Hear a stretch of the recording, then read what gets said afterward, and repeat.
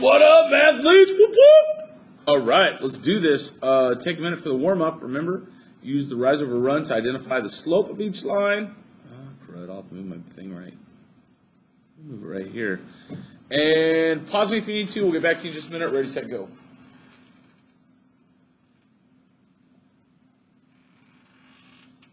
May not have to pause me much because I got to pour me some coffee. Sweet. Okay. Need more time? Pause it, but we're going to get into this. So when I'm looking at slope, right, I'm looking at rise over run. So let's test our rise over run. So at W, I'm always looking for lattice point. Remember, a lattice point is like right here. It's where those grid marks meet at a nice spot. Okay, so this slope, if I look, well, I guess we should start off with R, right? Oh, R is a vertical slope. Okay, so that means our rise is infinite. We have a big rise over zero run, which remember, boom, that's no slope. Can't divide by zero, math explodes. Line S, let's look at it. I'm going to find a nice lattice point. From left to right, it's going down, so it's a negative slope. So I already know it's negative, right? It'll be negative. And let's see, we're going down how many? Well, let's pick 2 points, 2 lattice points. I'll pick these two. Boom. It's going down 1, 2, and over 2. So that's down 2 and right 2. So that's going to be negative 2 over 2, which equals the slope of negative 1. Boosh, right there. Line T. Let's find a lattice point right here. And where's it going? I'm going to find another lattice point right here. And what's happening? It's going down. 1, 2. So that's a negative 2 again because I had to go down. And then to the right. 1, 2, 3. So what is that going to be? That's going to be negative 2/3. Line V. Find 2 lattice points. We got one right here. And I see another one right there. But let's go a little farther. Okay, and what do we got to do? I got to go up, so that's positive. 1, 2. Up 2, and to the right. 1, 2, 3, 4. Up 2 over 4, so that's 2 over 4, which simplifies to 1/2. And then last but not least, line W. I see the last point here, and I see another one down here, so I'm going to go, oh, this one's going down, 1, 2, 3, 4. So that's negative 4, and over 1, 2. So this one's the opposite of the one above, of V. It's negative 4 over 2, which equals negative 2. In fact, I can tell you one day you'll learn this. Those meet at a 90-degree angle. They're perpendicular to each other, but that's for a different day. All right, write this down. Ready, set, let's roll.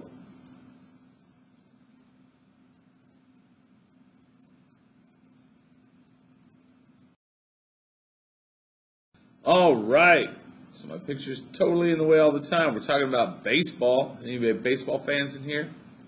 The minimum salary of a Major League Baseball player increased by an average of $20,000 each year. Ooh, I'd like that yearly raise. For 10 years since 2004, so that's from 2004 to 2014. The minimum in 2004, the minimum salary was $300,000. Woo! We can use this data to predict the minimum salary of a Major League Baseball player many years into the future. Okay, so if we're starting out at $300,000, that's a good starting pay. We know that every year it's going up $20,000, which means every 5 years it's going up $100,000. So let's look right here. It's going up 100,000, 200, 300, 400, right? And we see it hits 400 right here.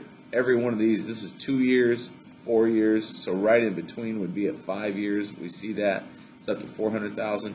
Another 5 years at 10, it's going to be 500,000, right? So every year it's going up. We can use that to predict into the future, at least closely model what it would be. Okay? So that's one of the ways we use graphs is to model future events. That's what they use for stock markets. That's what they use to predict inflation, lots of different things. So, all good stuff. All right. Okay, man, we're going to have to play the day of moving pictures, I think, because that's just what's happening. So let's do this. Probably need to zoom a little bit out. That maybe cause me problems. All right, there we go. Okay, so we got three vocab I want you to look at right here. We got parameter, constant function, and interval. The only one I'm going to make a change on is constant function. I want to actually make this A because that more closely aligns with what we've already seen in text. So parameter is a value in the equation of a function that can be varied to yield a family of functions. So, for example, in our standard form of AX plus BY equals C, A and B are the parameters, right? I should highlight them with a better highlighter. So A and B are your parameters, okay? In standard form of Y equals mx plus b, or not standard form, but slope-intercept form, m and b are your parameters. Okay, those are the things that can change. Y and x are going to be affected by these, but m and b are what change. Okay? All right. So a value of, oh, red, let me delete that there. Now I remember a constant function is a linear function in the form of y equals a. So like y equals 3, right? Is that horizontal line at 3? Let's see if I can draw it real quick. And draw it terribly, but you get the point 1, 2, 3. So it would be that line that goes right through there. Okay, that'd be y equals 3. That's a constant function. It doesn't change. Doesn't really matter what x does. It's just y equals 3. An interval is the distance between any two numbers on a scalar graph. It's like where I was picking two lattice points to draw my slope triangle on the warm-up. I was picking an interval to draw that slope triangle over. Okay, so make sure you have it written down. Pause if you need to. Ready, set, let's roll.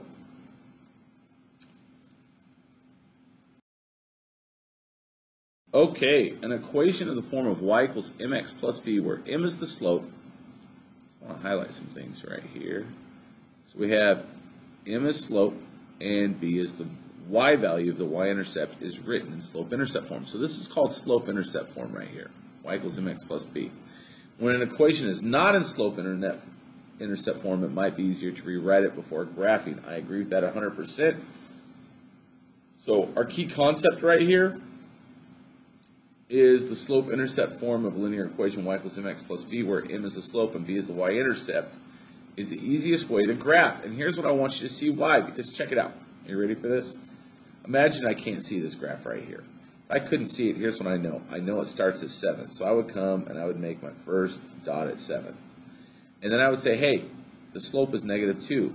I can always write that over 1. That helps me to say this is my rise, this is my run. So that tells me to go, get a different color pen so you can see what I'm doing. It tells me I'm going to go down 2, over 1, draw a dot. Down 2, over 1. It's a map for where to draw your points. Down 2, over 1. And see, I can keep drawing those dots, and eventually I can connect those dots, and I will make the line. So slope-intercept allows me to easily graph any equation without having to make an XY table and do a lot of calculations. So hey, time saver. All right? Okay, I told you it's going to be the day of like moving Mr. Tim's picture around, which is the equation in slope-intercept form of the line with a slope of 5/8 and a y-intercept of 3. So let's identify what we have. We have m is slope and it equals 5/8. We have that our b value is 3. And if y equals mx plus b, then let's just plug in these numbers where they go. That's it. If you can identify your m and your b, you're golden. Y equals 5/8x plus 3. Which one is that? 5/8x plus 3. Boom. It's B. Yeah. Awesome. Pause it if you need to again. We're going on.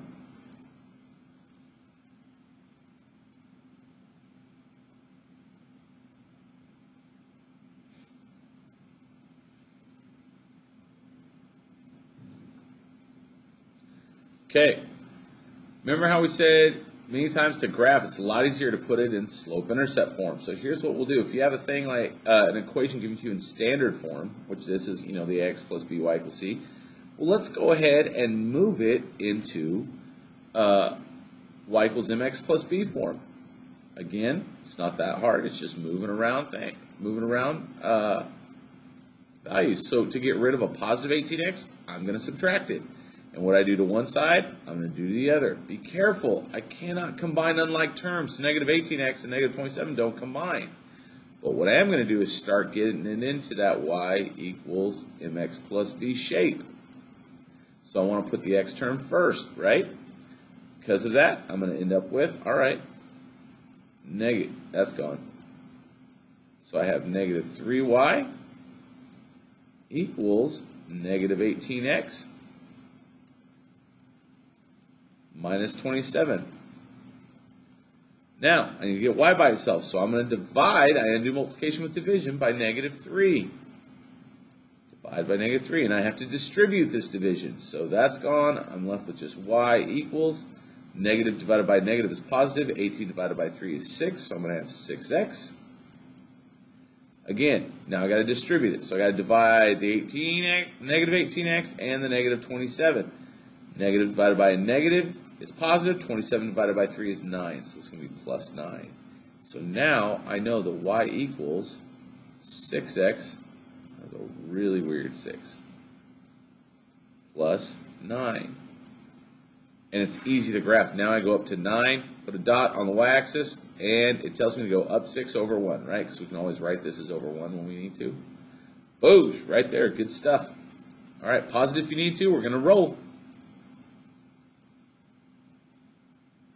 I believe this is kind of our last example for today. And we're going to get moving on with life.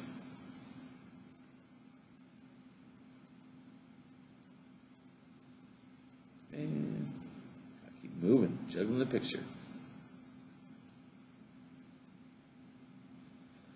I can get this all in here. Hold on.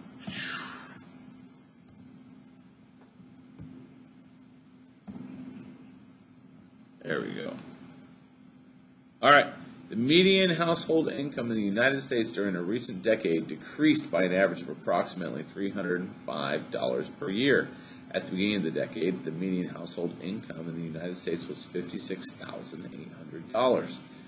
Okay, select the equation that represents the average household income in the United States since the beginning of the decade. Well, let's notice a few things here. Number one, what did we start at? We started at $56,800 because it says the median household income in the United States was at the beginning of the decade. Okay, that's what we started at. So our start value, so we know this is our B value, which is our y-intercept, and you're going to hear me call it all the time a start value. That's what we're starting at. And then let's look for how much we increasing or decreasing by. It says decreased by an average of $305 per year. So what does that mean? That means it's negative 305, right? Because we're decreasing by it. And that is a rate of change, correct? And a rate of change means it's a slope. So RM is equal to negative 305. So now if I'm going to put it in y equals mx plus b, I'm going to say, all right, I've got my b value, I've got my m value. I'm just simply going to say y equals negative 305x plus our start value, because it's positive, 5,000 or 56,800. Boom. And from there, we can calculate anything we need. All right, that's it. Have a great rest of your... Oh, we didn't say it. Which one is it? It ends up being B. With that said, peace out!